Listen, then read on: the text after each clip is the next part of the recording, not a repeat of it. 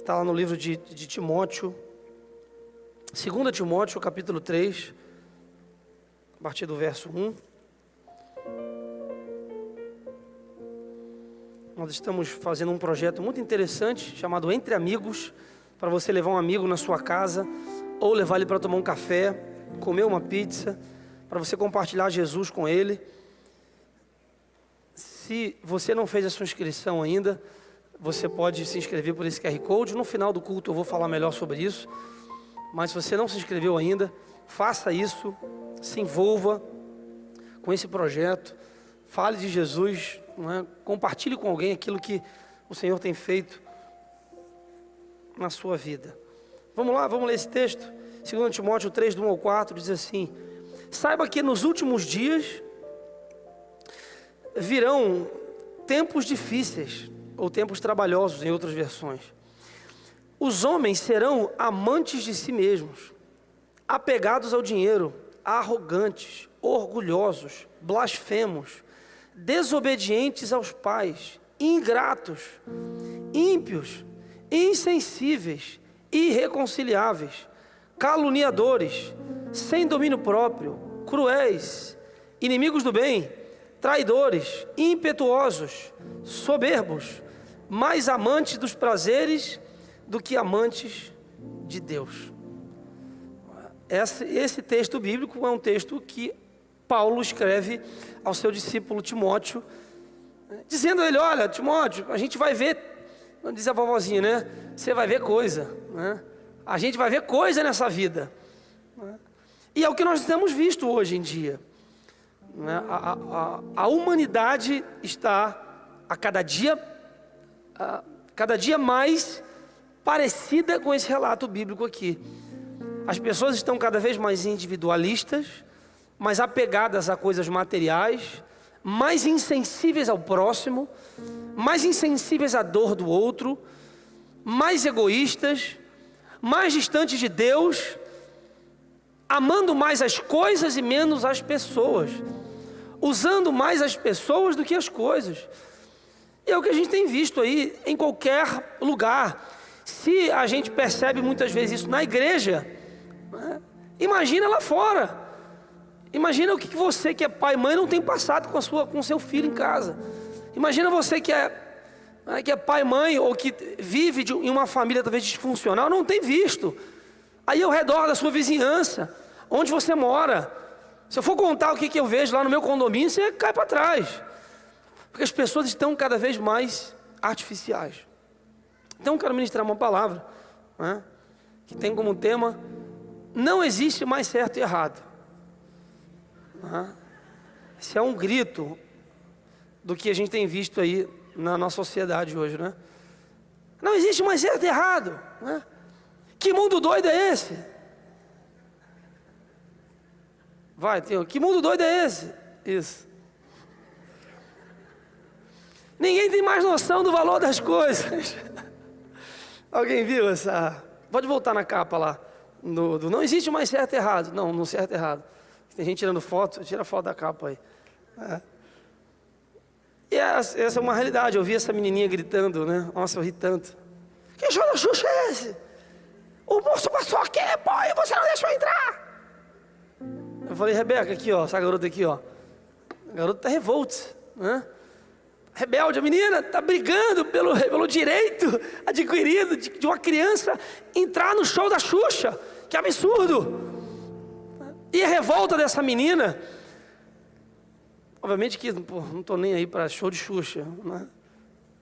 Mas a revolta dessa menina é até justa. Que imagina um adulto entrar no show da Xuxa e ela, que é criança, não entrar. Meu Deus, essa é uma revolta que precisa estar no nosso coração. A revolução que Jesus causou na humanidade é o que precisa estar no seu coração, nos seus lábios. A Bíblia fala: abre a tua boca em favor do mudo, abre a tua boca em favor daquele que não pode se defender. O Evangelho tem uma causa de defesa da fé, de defesa daquilo que é certo e errado. Nós não podemos nos calar. A gente não pode virar as costas para aquilo que é o correto, para aquilo que é o certo. Se você fechar a sua boca para aquilo que é o certo, o errado vai prevalecer. Então hoje existe uma relativização generalizada do que é certo e errado, do que é verdade e do que é mentira. Bom, então se eu não tenho mais parâmetro daquilo que é o certo, qualquer coisa pode ser certa. E aí eu não sei mais definir o que é errado. Se eu não consigo definir a antítese do errado, que é o certo, qualquer coisa pode ser certa, qualquer coisa pode ser errada. E aí se eu relativizo aquilo que é o certo, pronto, eu abri a porta para qualquer porcaria entrar na minha vida. E aí isso está errado, meu filho. Depende, mãe, né? Aí o adolescente vai falar, o jovem ou a vida fala, não, isso é relativo. Aí o professor de história da escola, não, isso é relativo, depende. E aí a gente começa a relativizar aquilo que é o certo e aquilo que é o errado, aquilo que é a verdade e aquilo que é a mentira. A gente começa a abrir margem para a gente aceitar uma porção de porcaria dentro da nossa família, na nossa sociedade, na igreja. Mas eu queria dizer para você que existe um parâmetro para aquilo que é o certo. O nosso parâmetro é a palavra de Deus. A palavra de Deus é a verdade. A gente não pode abrir mão da palavra de Deus, daquilo que é certo. Você é o defensor da verdade.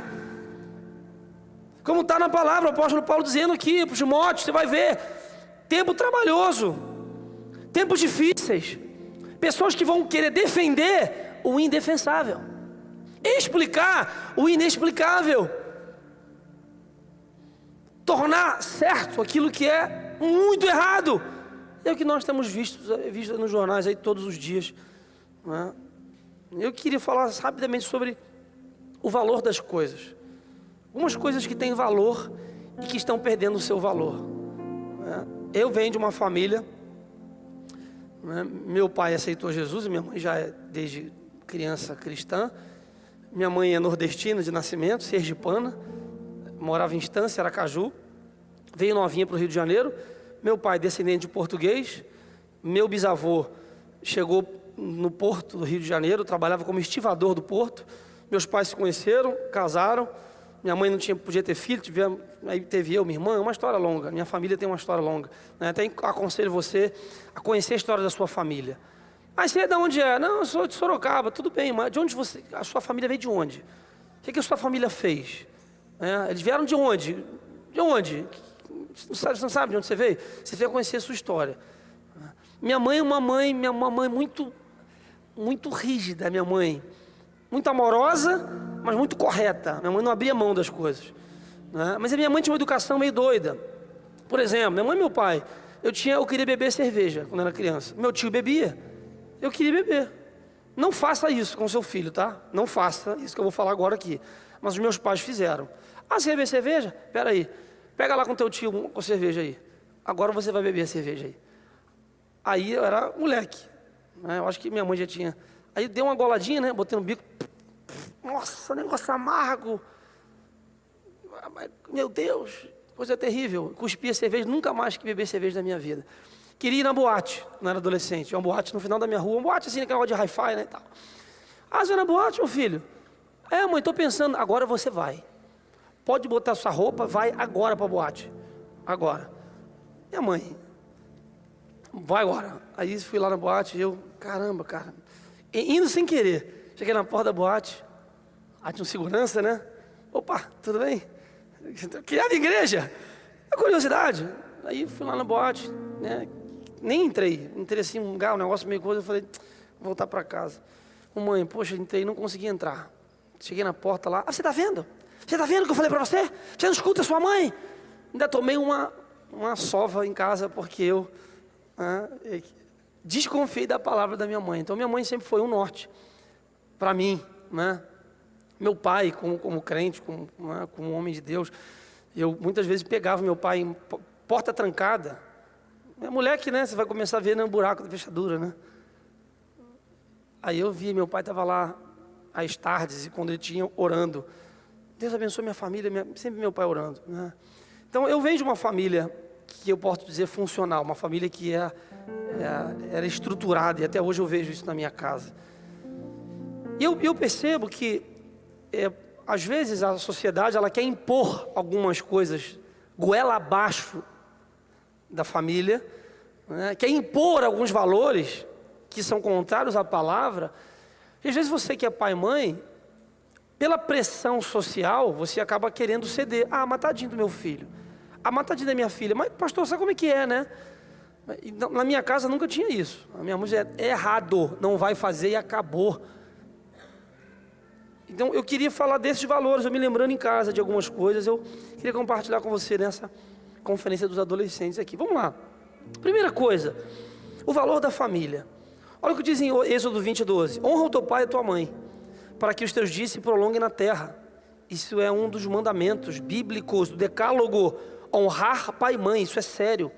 Salmo 68:6. Deus faz que o solitário viva em família.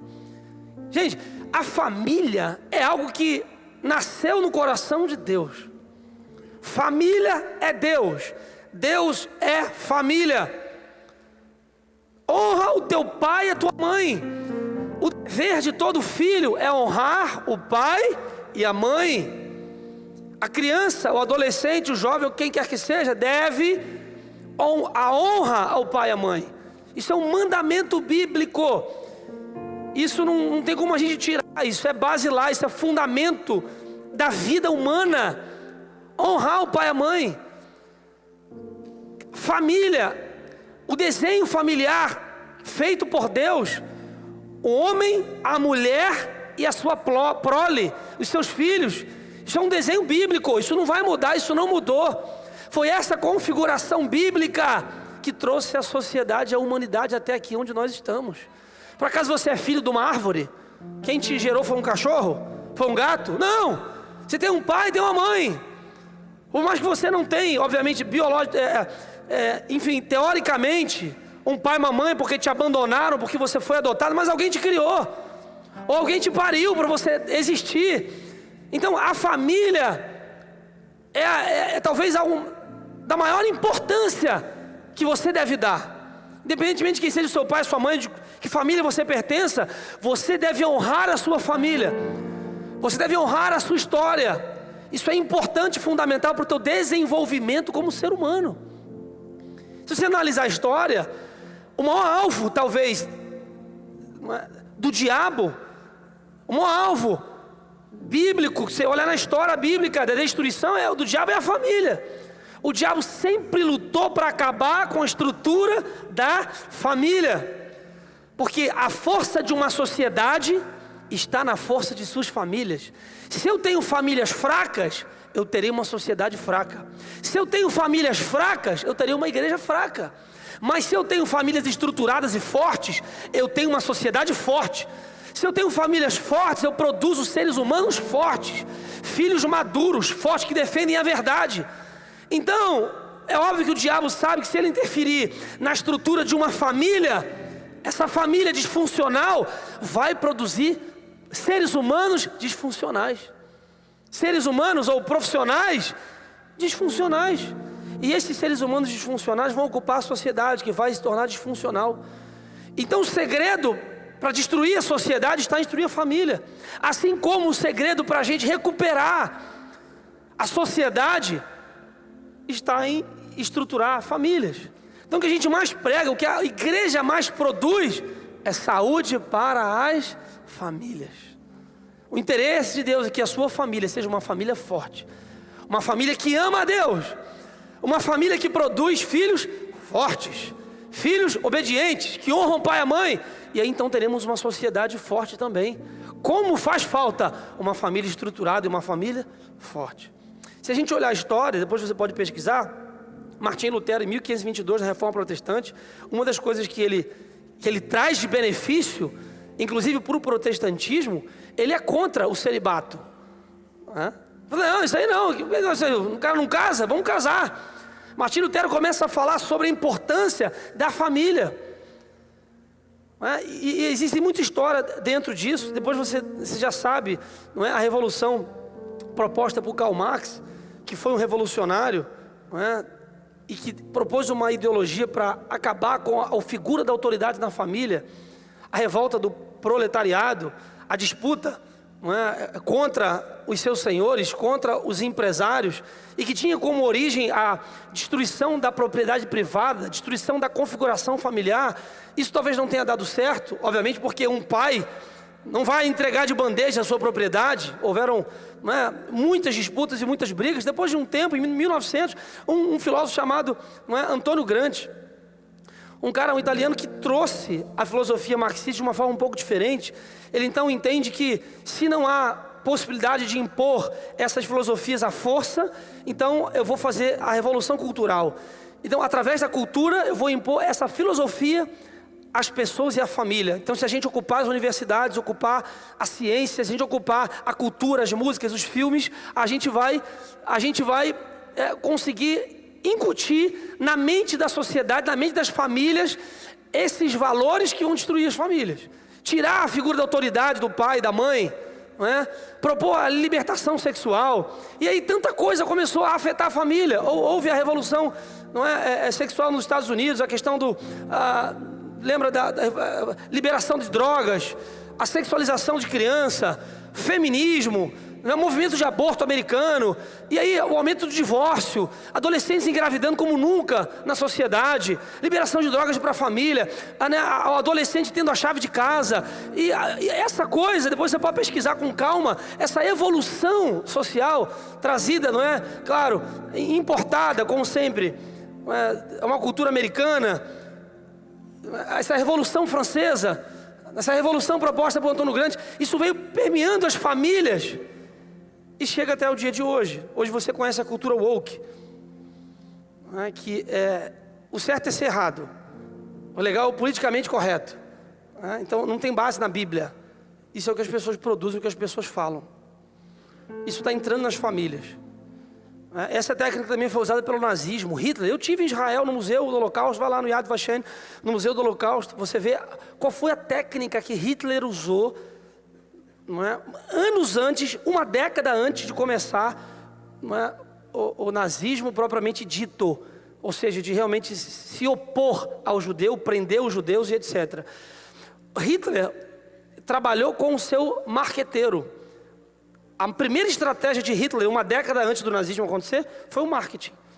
Então lá no museu tem os livros que Hitler, com o seu marqueteiro, começava a propor nas escolas. Então eles colocavam um judeu descrito como uma minhoca, com o nariz grande.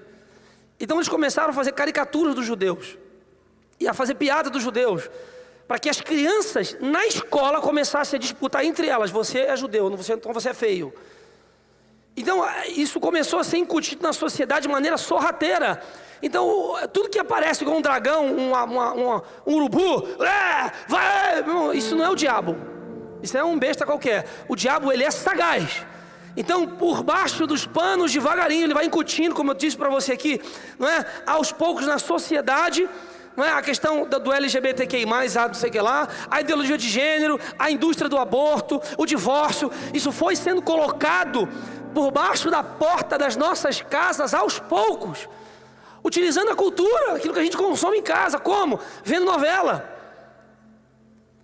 desenho animado, filme, revista, produção de cultura, livro. E aí o processo que eles chamam é a dessensibilização cultural. O que significa isso? De maneira muito resumida: uma mentira contada muitas vezes acaba sendo absorvida aos poucos como uma verdade.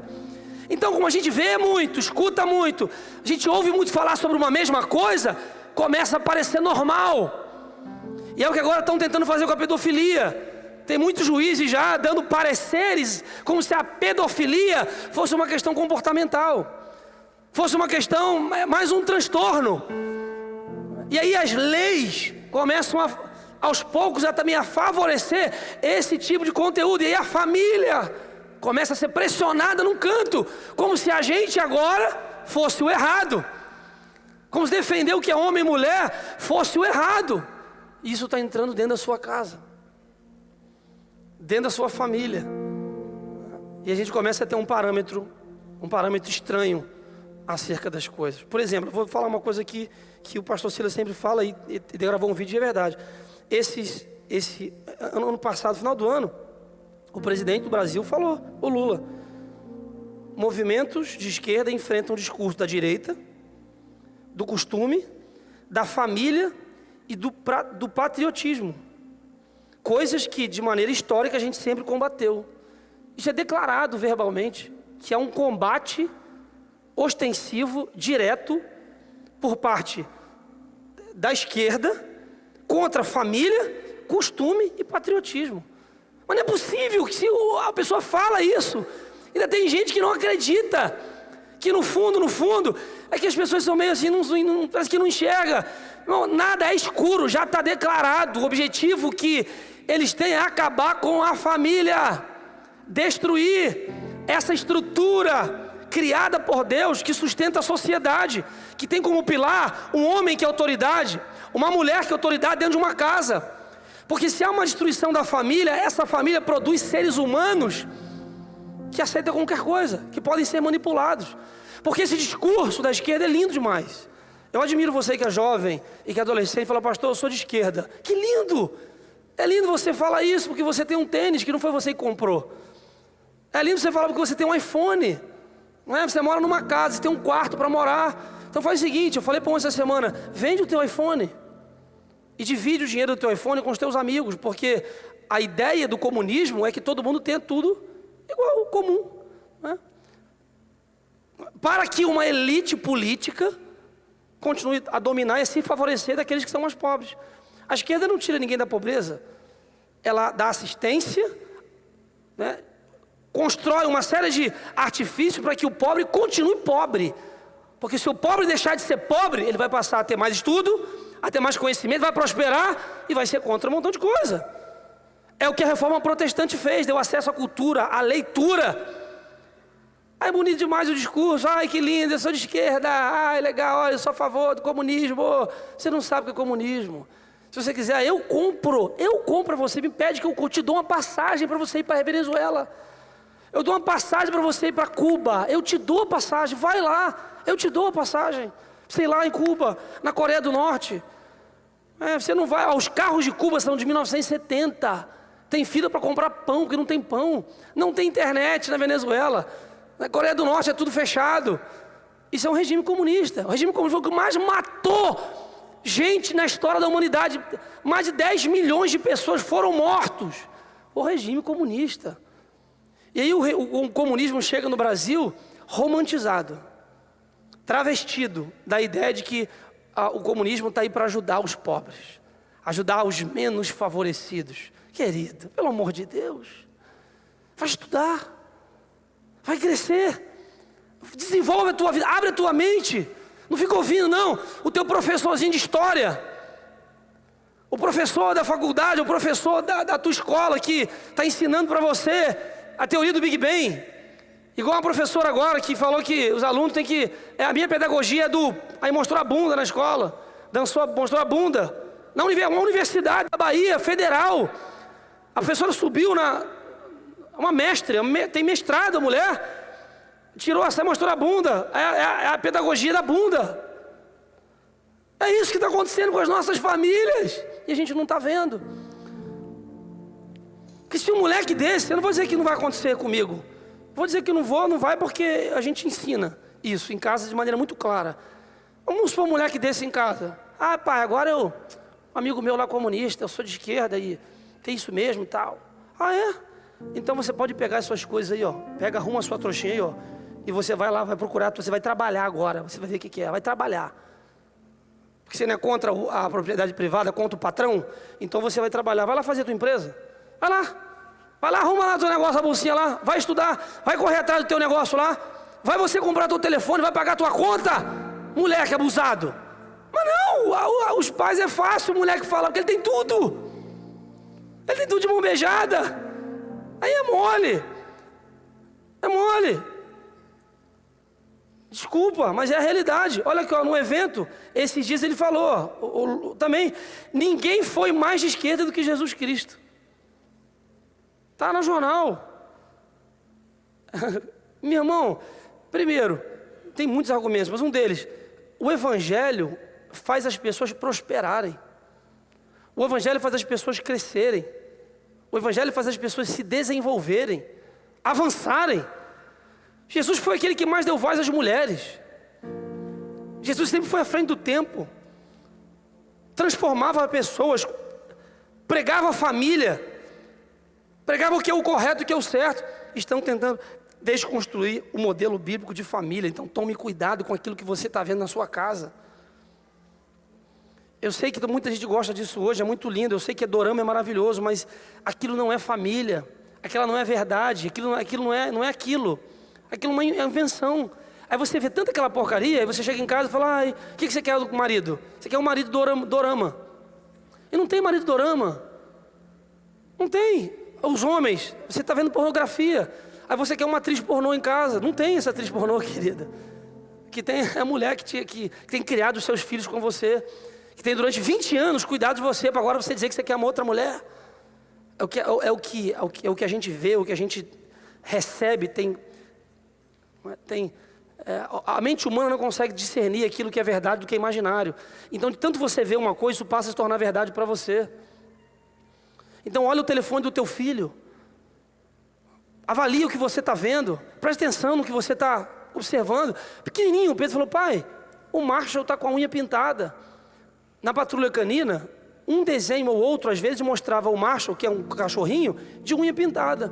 O Pedro me chamou: papai, você está com unha pintada? O Marshall é uma mulher? Eu falei: ué, não entendi nada, é verdade, não, amor. Chamei Vanessa, os desenhos mostrando coisas. Sabe, é tanta coisa que não dá para falar aqui, tanta coisa.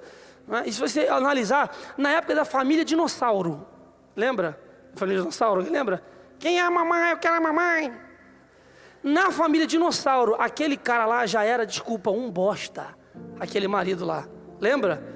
Olha agora com esse olhar bíblico, aquele cara não era nada. O cara jogava comida na cara do pai. A mãe dava esporro no cara. O cara tinha que ficar igual um besta lá. Aí agora tem a Peppa Pig. E um dos episódios, a mãe faz tapioca, sei lá o que é aquele negócio. Aí o pai: chega agora a minha vez. Aí a mãe: não, agora você se vira. Você se vira. Aí taca o negócio, cai na parede, cai na cara do pai, todo mundo: papai bobinho, papai bobinho. Aí a criança está lá, ó: papai bobinho, papai bobinho. Ó, papai bobinho. Papai bobinho, papai besta. Aí a figura do pai começa a se esvaziar. Meu irmão, a coisa é muito mais séria e muito mais profunda do que você imagina. É por isso que eu falo: coloca a palavra de Deus na tua casa. Coloca o teu filho na igreja.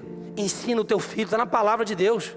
Corrige o teu filho com vara, está na palavra. Ensina a criança no caminho. É de dia, de tarde, de noite, falando a palavra, pregando a palavra. A gente não está num tempo mais de mais ou menos. Ou é radical ou não é. Mas vocês são fundamentalistas. Somos muito. Nós preservamos fundamentos. O que é fundamento? Aquilo que nos trouxe até aqui como humanidade. Se não fosse o meu pai e minha mãe, se não fosse a minha história, eu não estava aqui falando para você. Então eu não posso, em função de uma nova filosofia de vida, que é bonita e legal, cuspir em toda a história que me trouxe até aqui, num pai e minha mãe que me criaram. E que antigamente, mesmo gente que não era cristão, tinha valor, valorizava a família. Professor na escola era respeitado, zelador de prédio era respeitado, polícia militar era respeitado. Tinha respeito na sociedade. Hoje não tem mais isso, porque é relativo. Cadê os meus direitos? É o que as pessoas dizem. Então a igreja, que é o último reduto, ou seja, o último lugar em que ainda se preserva o que é direito, ainda se preserva o que é autoridade, o que é respeito, tem que ser preservado. E você, igreja, a sua casa é igreja. Você está aqui na igreja, então pelo amor de Deus, você precisa fazer a sua parte. Eu faço um apelo a você que é pai e mãe. Faço um apelo a você que tem família, que ama a sua família, que quer ir para o céu com a sua família. Eduque os seus filhos baseado na palavra. Não ceda a essa pressão social, a essa cultura que está a serviço da destruição da família. Fique atento, observe o que teu filho está vendo. Analise, pergunte, inquira ele. Deixa ele viver e saber o que é a vida. Que é muito mole a pessoa falar isso, se não tem tarefa doméstica, se não faz nada em casa, se não houve o contraditório. Aí tem um professor lá, um maluco lá na faculdade, lá ou na escola que teu filho estuda, pregando tudo, desconstruindo tudo aquilo que você ensinou. E tudo aquilo que você falou que é verdade. Um cara que não tem família, um cara todo destruído, que não sabe o que é a verdade, colocando um caramiola na cabeça do teu filho, ensinando aquilo que é errado pro teu filho. Um dia desse, pastor, que meu filho falou que foi visitar um negócio, um lugar aí, e parece, disse que a gente vai lá, vamos lá visitar um assentamento. Aí o pai falou assim: assentamento? Onde é esse assentamento? Em tal lugar, aqui para baixo. Não, filho, isso não é assentamento não, filho. Isso é invasão. Isso tem propriedade. Por acaso era amigo de um cara que é doente, que invadiram o negócio. Não, mas é que as pessoas lá, de onde eles são? Não, uma do Pará, outra do Mato Grosso. Mas por que eles não ficaram na terra deles? Por que vieram para cá, para o assentamento? Aí tem um líder, um chefe que traz gente. Assentamento. É assentamento? Então tá bom, então faz o seguinte, ó. Você vai, vou botar uma barraca para você ir lá para o assentamento. Você vai morar no assentamento agora, você vai lá. Vai lá no assentamento, pega aqui a barraca aqui, ó, pega a tua mochila, vai lá para o assentamento, vai lá ver, vai lá. É muito bonito a gente falar isso, quando a gente tem tudo de mão beijada, um quarto com ar-condicionado, tudo legalzinho. Muito legal, muito fácil. Então você não pode facilitar. Eu sei, a gente que é pai e mãe, eu digo isso por mim. É difícil, é duro a gente fazer os nossos filhos terem uma vida dura. Porque a nossa vida foi dura, não é? Difícil a gente fazer isso. A gente quer dar o que para os nossos filhos? O melhor, não é? E aí, na ideia de dar o melhor, a gente cria uma galerinha molenga. Porque o que fez você chegar hoje aqui foi a dureza de vida que você teve.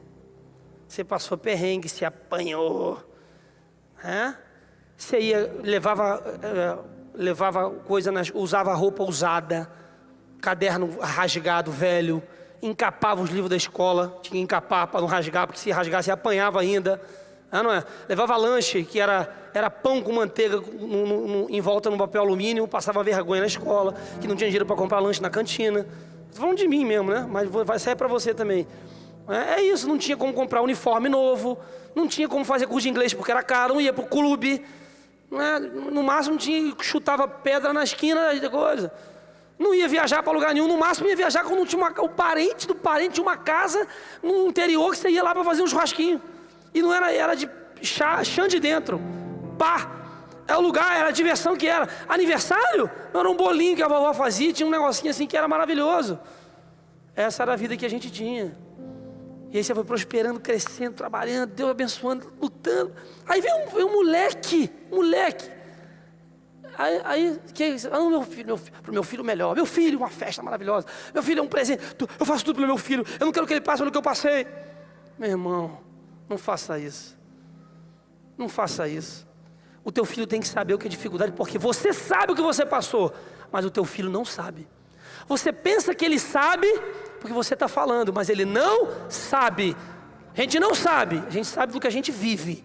Então teu filho tem que viver experiências difíceis, tem que ter dureza. Que até o cadastro do sapato do teu moleque, às vezes você amarra. O lanchinho está pronto de manhã, a cama está preparada, o banheiro está quentinho, a comida está na geladeira. Não faça isso. Se vira, meu irmão. Você está velho já, você está com 15 anos de idade. Com 15 anos eu trabalho, falei ontem de tarde aqui, com 15 anos eu trabalhava. Porque eu comecei a namorar com a Vanessa com 15 anos. Então, o pessoal, pastor, umas mães, né? Por favor, poxa, não fala não que namorar cedo pode. Algumas falam assim, não pode, não fala que namorar cedo pode. Eu falei, não, fica tranquilo. Eu falei que pode. Pode namorar. Você pode namorar? Pode namorar. Eu falei com a Rebeca, Pedro, 15 anos, 14, pode namorar, fica à vontade. Fica à vontade, pode namorar. Agora você vai trabalhar. Você vai me dar a data do casamento. Ok? Eu quero só isso. Eu quero só saber como é que está a sua vidinha, querida. Aí você vai namorar com quem você quiser. Com 15 anos eu instalava ventilador de teto. Porta em porta, ventilador. Trabalhava para comprar um Big Mac. A Vanessa comia muito, ela comia 2, eu comia 1. Não pedi dinheiro pro meu pai não, para sair não. Eu trabalhava. É muito mole namorar. O pai dá tudo, pô. O pai leva o namorado e a namorada no cinema e deixa na porta. Vai lá, gente. No cinema, vocês dois. quando acabar me liga que eu volto para buscar. Pelo amor de Deus, meu irmão. Pelo amor de Deus. Bota esse moleque na linha. Não é possível. Deixa ele se virar. Não é? Deixa o moleque viver a vida dele, crescer, apanhando, levando bronca, sabendo que é a vida. Não é? Que eu falo às vezes com o Rebeca e Pedro em casa. Não sei o quê. Um dia desse, estava com um negócio na escola que, sei lá, na escola lá. Falei, você vai falar com a professora lá. Você vai falar, professora, eu não gostei disso, aquilo, outro lá. Eu acho que tinha que ser assim e tal. Ai, não, por favor, não. Não, mas em casa gosta de brigar com a gente, com o pai e com a mãe, né? Em casa, cresce. Não, mamãe, mãe, pai. Então você vai lá agora falar na escola. Não vou falar não, você vai falar lá. Vai lá ver tua vida lá. Eles vão pro clube. Fala pra Rebeca, eu deixo eles na porta do clube, não é? Os dois, Rebeca e Pedro. Tchau. Sai arrancando com o carro já. Vai. Vai lá, troca de roupa, bota a mochila, troça a mochila, se limpa. Esqueci o óculos, vai sem óculos na piscina. Pelo menos, o mínimo, eu não vou fazer o que eu devia. Não estou dizendo para você fazer isso. Mas o mínimo de dificuldade e de responsabilidade os teus filhos têm que ter para crescer na vida. Eu pego menina de 16 anos de idade, desculpa, nunca lavou uma calcinha. A garota não sabe que ela sabe aquela esfregadinha assim que bota assim, ó. Não sabe que aquele tanquezinho que você faz assim, ó, que os dedos ficam com calo assim, ó, com sabão de coco. Não sabe. Não sabe. Entende? Faz, desculpa, vou falar a verdade, desculpa. Aí limpa a bunda. Papel sujo, coisa. Aí não tira. Não vou pegar o lixo do banheiro. Porque às vezes a faxineira tira, não é? Ou às vezes a mãe e o pai vai lá e tira o lixo. Não vai pegar o lixo. Bota a mão, o cocô é teu. Você vai pegar esse lixo aí do teu banheiro, pô. É a geração de hoje. É a geração woke. Oh, meu Deus. Geração maravilhosa. Que não sabe limpar o prato. Eu falei com o professor de judô, os moleques lá do Pedro. Falou, os pais, gente, não é possível. Seus filhos não sabem pegar uma vassoura. O menino, a vassoura pro alto. Não sabia o que era a vassoura, como varre. Porque nunca varreu a casa em casa. Um menino de 10 anos de idade. Não sabe o que é uma vassoura. Não sabe o que é autoridade. Eu tinha que pedir benção. Pai, benção. Mãe, benção. Até hoje eu vou lá. Samuel, benção. Deus te abençoe, meu filho. Ela mesmo pede a benção, eu digo que Deus abençoe para mim. Eu falo, não, mãe, esqueci, mãe. Eu não faço os meus filhos me obrigam a pedir benção, né? Mas tem que tratar com respeito. Tem que repreender o teu filho. Tem que educar, ensinar, né? Porque se deixar, se você não educar e você não ensinar, a sociedade vai fazer isso por você. O YouTube vai fazer isso por você. E aí, minha amiga, às vezes depois a conta é muito cara, depois no futuro. Eu já disse aqui uma vez, um menino que chegou, estava preso por porte de arma, negócio de droga, sei lá. Isso é uma história real, minha mãe contou para mim quando era moleque, até hoje eu não esqueço. Ela falou, Samuel, vem cá, vem aqui. Ela fazia com o dente, vem aqui, vem aqui. Vem aqui que eu vou te contar uma historinha, meu filho. Eu era moleque. Uma mãe, o filho foi preso, ela foi visitar o filho na cadeia. O filho falou, mãe, vem aqui perto aqui da grade, mãe, vem cá. A mamãe chegou perto da grade para dar um abraço nele, ele mordeu o nariz da mãe, arrancou essa bolota do nariz da mãe aqui. Falou, mãe, eu estou preso aqui, ó, por culpa sua, porque você não me educou. Então agora, Samuel, eu vou te disciplinar. Ela dizia quantos ia dar, eu vou te dar 5 chineladas. Depois eu dizia, diga que você me ama, dá um abraço aqui, me ama. Eu te amo. Era assim que a gente apanhava. Não vai acontecer que você não vai ser preso no futuro, não. Você vai ser um menino de Deus. Você vai aprender em casa. Vai lavar a louça. Agora, Mariana, sua vez. Não tinha brincadeira, não. Então, meu irmão, eu não estou nem passar para o próximo. Vou falar só de 2 hoje, então, porque não vai dar tempo. Você tem que ensinar o seu filho, para que você possa dizer como Josué 24:15. Se, porém, não agrada a você servir ao Senhor, é o que você, como sua casa, tem que dizer para os outros. Eu não tenho nada a ver com os outros. Sua mãe deve dizer para você, né? Ah, mas que o pessoal, você não é os outros. Minha mãe dizia isso, né? Você não é qualquer um. Você não é os seus amigos. Você é meu filho. Ó Josué, não agrada a vocês servir ao Senhor? Escolham quem vocês querem servir. Aos deuses dos antepassados, ou seja, os deuses, o que está aí fora, né, em cuja terra vocês estão vivendo, mas eu e a minha casa serviremos ao Senhor. Você pode repetir isso aqui? Eu e a minha casa serviremos ao Senhor. Meu irmão, você não vai perder sua família para o diabo. Você vai entrar com a sua família no céu. Declara aí, eu vou entrar com você no céu. Fala para a sua família aí, você vai entrar no céu comigo, meu filho. A minha esposa, você vai entrar no céu comigo. Eu vou para o céu com a minha família. Eu e a minha casa serviremos ao Senhor. Glória a Deus.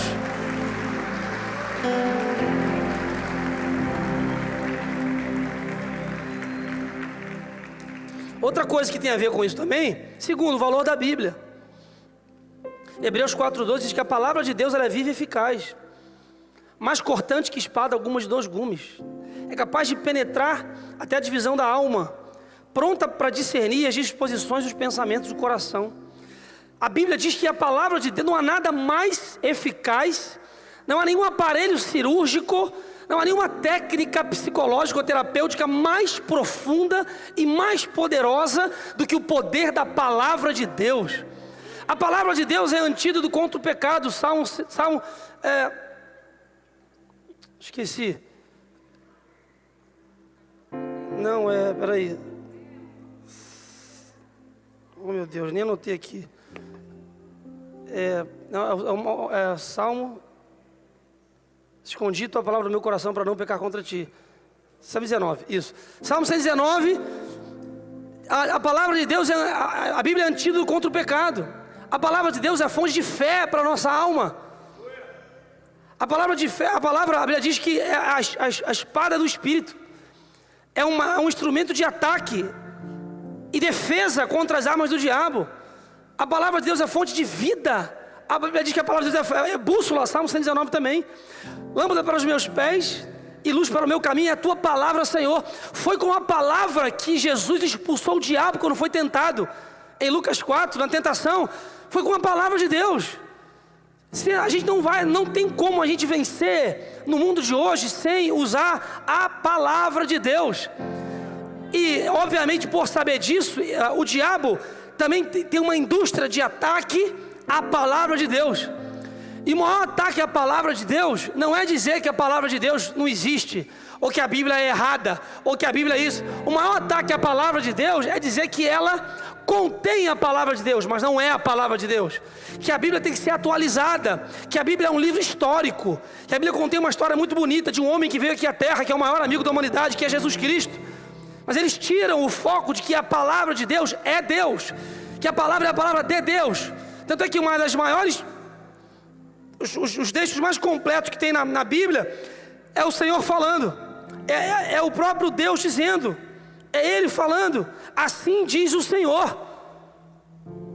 A palavra é o próprio Deus falando com a humanidade. Como é que a gente quer vencer sem amar a palavra de Deus? Sem colocar a palavra de Deus em casa, sem ensinar os nossos filhos a palavra, o verdadeiro valor da palavra. Às vezes a gente vai embora da igreja e tem um monte de Bíblia no banco da igreja.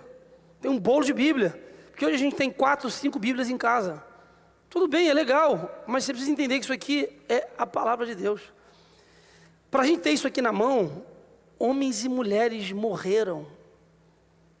Ter isso aqui na mão, pessoas passaram as maiores agruras que você possa imaginar. Sofreram a fio da espada, morreram crucificados, arrancaram, foram decapitados para que você tivesse um exemplar da palavra de Deus na sua mão. Então isso não é qualquer coisa não.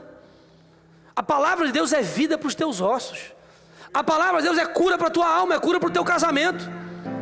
Então ame a palavra, cuide da palavra, lê a palavra, pregue a palavra, viva a palavra, respire a palavra, cuide da palavra, viva o que a palavra de Deus ensina. Não deixa nenhum maluco descredibilizar a palavra de Deus. Porque a palavra tem que ser atualizada. A maior prova que a palavra de Deus é a verdade é que essa palavra serve a qualquer povo, a qualquer nação, a qualquer época. A Bíblia nunca precisou ser atualizada. A palavra de Deus ela é mais atual que o jornal que vai sair amanhã. A Bíblia já falava de coisas que a ciência só foi comprovar com Galileu Galilei, Copérnico e tantos outros cientistas séculos depois. Já existia, já havia o escrito na palavra de Deus. A ciência nunca foi contra a palavra, a ciência sempre comprovou aquilo que a palavra de Deus ensina. Existe uma pesquisa, uma história verídica de cientistas que se reuniram para combater a veracidade da Bíblia, os 10 cientistas converteram-se, tiveram que se render ao que está escrito na palavra de Deus. Não há como a gente tirar a verdade e a santidade que é na palavra. Olha, na Torá bíblica, a Bíblia são 5 bilhões de cópias da Bíblia, em 2.454 línguas. Não há nenhum livro como a Bíblia. O livro que mais inspirou músicas e filmes é a palavra de Deus.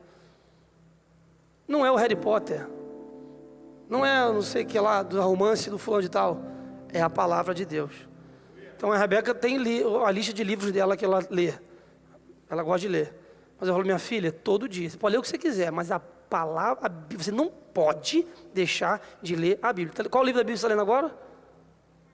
Atos, está lendo Atos. A Bíblia. Todo dia o teu filho tem que ler a Bíblia. Todo dia o teu filho tem que ler a palavra. Porque a palavra limpa, a palavra purifica. É o próprio Deus falando com o teu filho. E com você que é pai e mãe. Você tem que ter a Bíblia na sua casa. A Bíblia é um manual para a vida humana. As leis do Antigo Testamento eram para proteger a vida.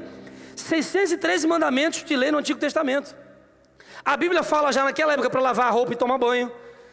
O excremento humano para jogar fora do lugar, para não tocar em cadáver. Os 10 mandamentos eram uma lei de preservação do ser humano, respeito à vida, proteção familiar e sexual. Os 10 mandamentos, se você olhar, analisar friamente o texto, é um manual para preservar a vida, para respeito ao ser humano, para não matar, para obedecer e honrar o pai e mãe. Então, discordar da palavra, discordar da vida, é combater a vida. A proposta de Deus para a humanidade sempre foi dar vida, comprovações históricas e científicas. Se você olhar a arqueologia bíblica, para quem não acredita, existem 24 mil cópias originais do Novo Testamento. 24 mil cópias. O livro que mais chega perto da Bíblia é a Ilíada de Homero, um texto grego, tem 634 cópias. Que chega perto da Bíblia, que tem 24 mil evidências comprovadas da palavra de Deus. E tem gente que não acredita ainda que a palavra de Deus é um manual para a vida. Todas as localizações da Bíblia que falam de Abraão a Paulo são verídicas, existem. Mapa, cidades, localizações que existem. A Bíblia é um livro que fala do fracasso do povo e não só da vitória. Se fosse um livro armado para ser vendido, era só a vitória. Jesus não tinha morrido na cruz, os discípulos não falariam mal de si mesmos, porque eles queriam vender o livro. Não, a Bíblia fala a verdade do que é a vida. Sem contar na contribuição da Bíblia na cultura ocidental. A moral ocidental, a moral humana, vem a reboque da Bíblia, da reforma protestante. Não dá para falar aqui, que um dia eu prego só sobre isso. O que a reforma protestante trouxe para a humanidade? Nunca produziu tanta ciência no mundo do que após a reforma protestante. A revolução industrial, produção científica, músicas, livros, cultura, a reboque da revolução protestante, da reforma protestante. Martinho Lutero deu acesso às pessoas à Bíblia escrita em alemão. O povo não sabia, muitos eram analfabetos. Então as escolas começaram a ser construídas para que o povo pudesse aprender a ler. Estou falando rápido aqui para ganhar tempo, tá? Aprender a ler, para que pudessem ler a Bíblia. E ao ler a Bíblia, não ficavam mais na mão daquilo que o padre ou o clero falava. O povo teve acesso à cultura, desenvolvimento cultural, ciência, saneamento básico, direito idoso, da mulher, da vida humana, escola pública, hospital público, a reboque da Bíblia Sagrada. Reforma protestante, não podem tirar isso do mundo. A palavra de Deus é a Bíblia que produz isso na sociedade. Quando algum professor teu vir reclamar com você, alguém vir colocar qualquer argumento, fala, querido, você não sabe o que é a Bíblia. Compre um livro, vou indicar para você, Vishal Mangawad, é um indiano, um cristão, um filósofo. O livro que fez o seu mundo, a contribuição da Bíblia na cultura ocidental. Que livro? Ele explica historicamente, né? A Índia, que é um dos maiores países do mundo, como que a Índia conseguiu se unificar através dos pastores ingleses que trouxeram uma língua unificada. Olha, é uma coisa incrível a Bíblia, mas eles querem apagar isso da história. Eles querem que você não saiba disso. Eles querem que você considere que a Bíblia é um livro qualquer. Porque tem uma vez um idiota aí. Não, porque a Bíblia não é bem assim. A Bíblia não é assada. Tem que reescrever a Bíblia para tirar a autoridade da Bíblia. Se tirar a autoridade da Bíblia, tira a autoridade de você como pai e mãe, tira a autoridade da igreja. autoridade é tudo. A Bíblia é o centro, é a base da nossa fé. As profecias bíblicas têm sido cumpridas na história humana. É o livro mais lido do mundo. Nenhum outro livro pode ser equiparado à palavra de Deus. Pega a sua Bíblia aí. Pega a sua Bíblia, você que trouxe a Bíblia. Quanta gente foi transformada já pela palavra de Deus? Dá um beijo na sua Bíblia aí, ó. Diga assim: eu amo a Bíblia. Eu amo a Bíblia. Fala: eu amo a Bíblia. Eu amo a Bíblia. Eu amo a Bíblia. Eu não vivo sem a palavra de Deus. Pode aplaudir o Senhor, aplaude a palavra. Obrigado, Senhor, pela sua palavra. A Bíblia. Ame a Bíblia, leia a Bíblia. Fale da Bíblia. A Bíblia cura, a Bíblia liberta. Leia, meu irmão, leia, pelo amor de Deus, leia. Vivemos uma cultura que consome as coisas já preparadas. Batem no liquidificador uma vitamina e dão para você beber, você não sabe nem o que tem ali dentro. Em termos de teoria, de filosofia, você tem que saber. Leia por você, leia a palavra. Leia a Bíblia. Não acredite no que eu estou, por favor, não acredite em mim, nada do que eu prego aqui, não acredite em mim. Estou dizendo, não acredite no que eu prego aqui. Confronte o que eu falo. Duvide, critique, decida. Deceder. Duvide, critique, decida. Critique pela palavra. Pela palavra. Leia a Bíblia. Ame a Bíblia. Seja transformado pela Bíblia. Em último lugar, não vai dar tempo de falar das outras, eu quero falar sobre o valor da igreja.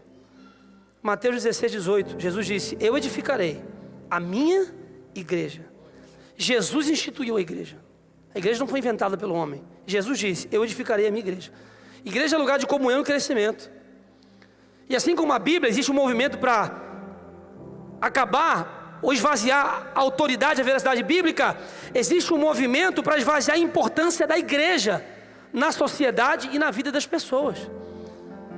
Como se a igreja fosse uma coisa de vez em quando, ou como se a igreja não tivesse valor. Ah não, movimento não. E esses mesmos movimentos aí é Cristo em casa. Eu sou a igreja. Que teologia é essa? Aonde você viu isso na palavra de Deus? Aonde você viu isso? A pandemia é um das causas disso, mas vamos ver o que a pandemia trouxe de consequência à humanidade? As empresas hoje estão voltando, o home office. Que se as pessoas já são solitárias em comunidade, você imagina isoladas em casa. Índices de divórcio, problemas mentais, transtornos, porque as pessoas ficaram presas em casa. Agora nem para a igreja tem que ir mais. Agora você tem que ficar preso em casa. Eu não preciso mais nada, é eu, meu computador e mais ninguém. Uma cultura diabólica de tirar você do convívio social. As pessoas não sabem mais apertar a mão dos outros, não sabem abraçar mais, dar um sorriso, dizer bom dia, meu nome é fulano, que legal ter você aqui. Não sabem mais, não sabem se cumprimentar mais, estão sem graças, porque não convivem mais com outros, estão presos a uma tela de computador. Aos poucos estão destruindo a importância da igreja, a eclésia, a coinonia, a reunião de pessoas, para que você possa exercitar o amor ao próximo, a tolerância também ao que o outro não é e você é, e o que você não é e o outro é, saber conviver em meio aos diferentes. A Bíblia do apóstolo Paulo fala isso, a igreja é um corpo de membros interdependentes. Não tem membro melhor e mais importante que o outro. Se eu cortar o dedo, eu vou afetar o corpo inteiro. Todos nós temos a nossa importância no reino de Deus. Assim como o corpo humano, se eu tirar o rim do corpo, ele morre. Porque fora do corpo, ele é uma coisa qualquer. Mas o rim dentro do corpo, ele passa a ser uma das engrenagens para fazer o corpo funcionar. E a Bíblia diz que Cristo é o cabeça do corpo. O corpo é a igreja. Então quer dizer que você vai cortar um membro do corpo e deixar ele fora, ele vai morrer. Então essa é uma estratégia diabólica para tirar de você a noção da importância que a igreja exerce na sua vida e na sua casa. E eu pergunto, o que aconteceria com a sociedade se a gente tirasse a igreja dela? Vamos tirar rapidamente, durante um ano, todas as igrejas de Sorocaba. Não tem mais igreja. A nossa sociedade, essa é uma cidade de bárbaros. De bárbaros. Não tem mais igrejas. Lembra, a igreja é o último reduto de autoridade. É o último lugar em que a gente consegue ver uma linha moral bíblica, um ensino bíblico. Se você tira a igreja, querido, Meu Deus do céu. O que acontece? Bom, não vamos muito longe. A igreja foi completamente esvaziada da Europa, o berço do cristianismo. Grandes igrejas que foram erguidas, como John Wesley, Inglaterra, como País de Gales e tantos outros países da Europa. Vai na Europa hoje. Na Europa você vê mais muçulmano do que europeu. E agora os muçulmanos já são muçulmanos europeus. Porque muitos se casaram com europeus e se transformaram em muçulmanos. A mulher, quando casa com um muçulmano, se torna uma família de muçulmanos. Os muçulmanos têm em média de 7 a 10 filhos. O europeu tem em média menos um. Tem 3 gatos, 2 cachorros e nenhum filho. É a cultura woke, que o animal vale mais do que o ser humano. Eu não sou contra bicho. Eu adoro bicho, eu adoro cachorrinho, eu adoro gato. Tem um lagarto lá em casa, eu não estou contra nada, pelo amor de Deus. Daqui a pouco estão me cancelando aí. Eu não sou contra isso. Até trata bem. Eu até não tenho cachorro, minha filha pede, a Vanessa gosta, porque a gente não fica muito tempo em casa. Então vai tratar mal o bichinho, eu não quero. Eu tenho que tratar bem. Agora, o bicho não tem mais valor que o ser humano. Você não pode, eu não posso acreditar que que o teu sonho é ter um bicho e não ter um filho. Eu não posso acreditar que o teu desejo é comprar um cachorro e cadê o teu filho? E quer dizer que você vai morrer, vai embora e você não vai deixar um legado? O que é o filho? É um legado biológico. É um produto biológico. Eu e Vanessa temos 2. A gente só está substituindo a gente. Eu vou morrer, o Pedro vai ficar no meu lugar.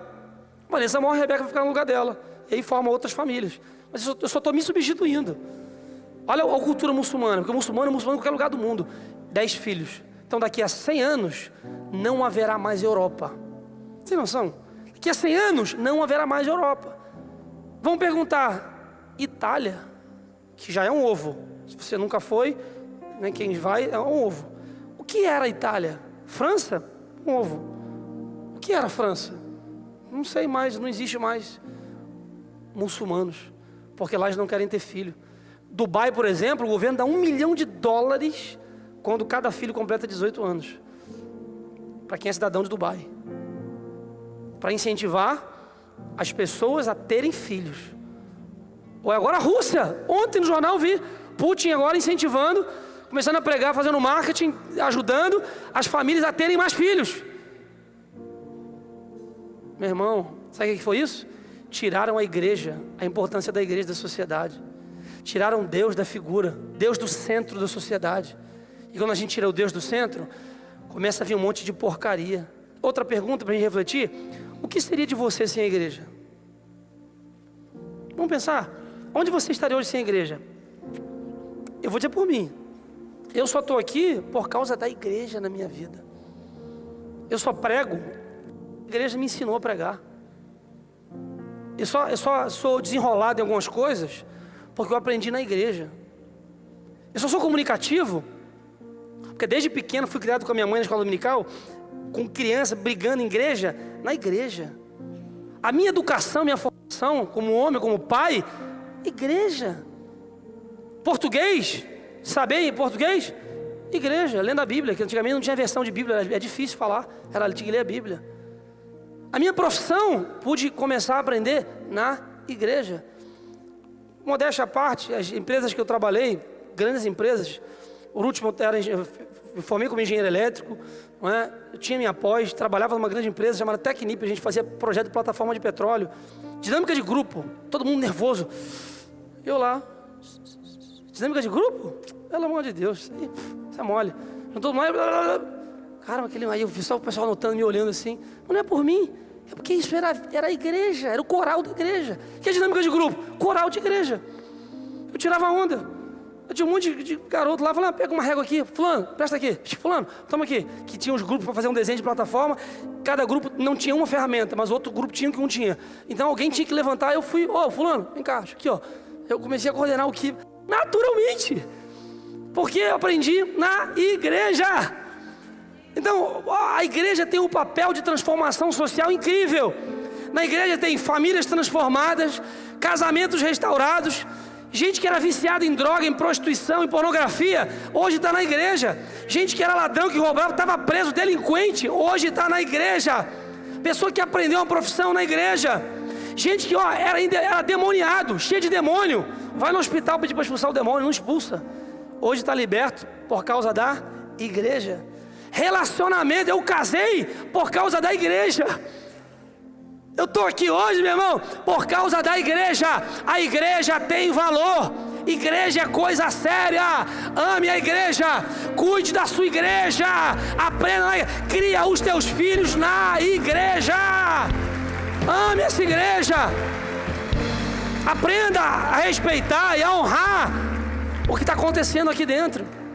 Eu digo para as pessoas, eu falo, por exemplo, uma equipe que eu tenho perto, o pessoal da comunicação da igreja, criativo da igreja.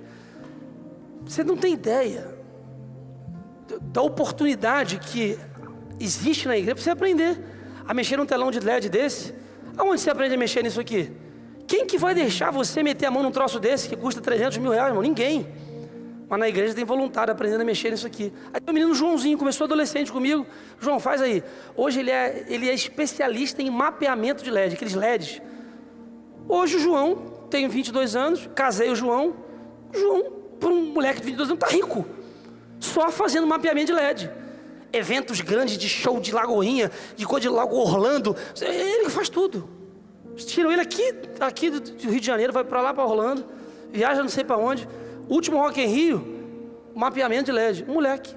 Aprendeu onde? Na igreja. Outro menino que trabalhou comigo, o Pato, né? Chama Mateus. Mateus, é assim que liga, o fase e o neutro. Liga a lâmpada. Assim, aí começou. Hoje trabalha no cinema, tem a empresa dele, estourado. Deus abençoe ele. Na igreja. Você é um obreiro aqui trabalhando, desenvolvendo as suas habilidades. Quem trabalha no KID lá, como professora, quem está lá no Boas-Vindas, servindo nas diversas áreas da igreja, meu irmão, você tá sendo útil para o reino de Deus e está se desenvolvendo como ser humano. Sabe quando você for ao mercado de trabalho, aí você vai ver, caramba. Uma menina, Maísa, pastor, cara, muito obrigado.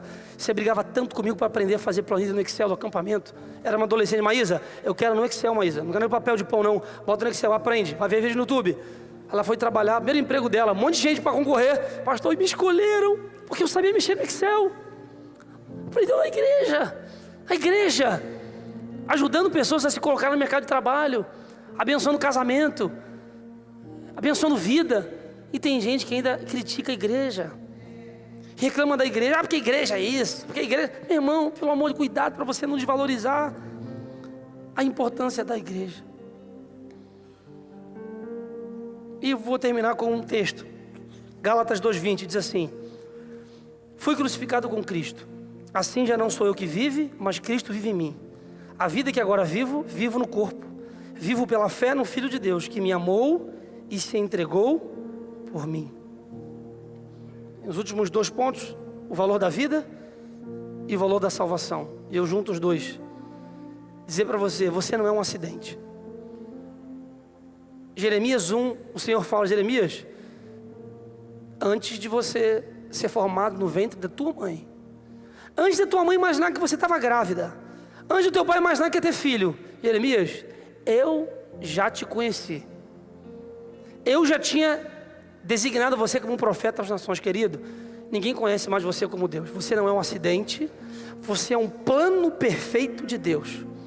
Antes de você ser criado no ventre da sua mãe, eu, o Senhor, já te conhecia. Não importa se você é fruto de um aborto mal sucedido, de um estupro, ou de um cara, um traste, de um problema, de uma noitada, ou se você veio de uma família que não queria ter você como filho, ou descobriu que estava grávida, tudo, porque você não é um acidente, você é produto da mente de Deus. Deus te planejou. A sua vida tem valor. A sua vida tem valor.